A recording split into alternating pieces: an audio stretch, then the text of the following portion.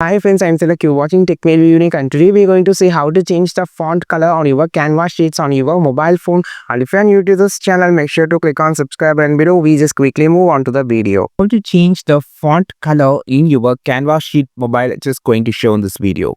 For an example, here I have two words or one of the words.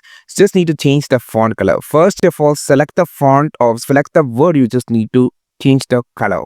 Then you have the toolbar on the bottom. You have this option called click this. Click here, and now you first of all select the font. Click here, and you can just select the color. You just need to change. Now come back. You can see the color has been changed, and you can also change multiple color by selecting the font. So just going to make it as this as a green color and second thing as a blue color. You can also select a individual letter. For an example, this half will be a violet color, or sorry, red color, and like this. Also you can just change the font color, and also you can just pick the color from the color wheel option. Click here, and you can just go with the lighter color or darker color, or you can use the color wheel, or you can use the code to change the color. This is how you just change the font color or text color on your Canva sheets on your mobile phone.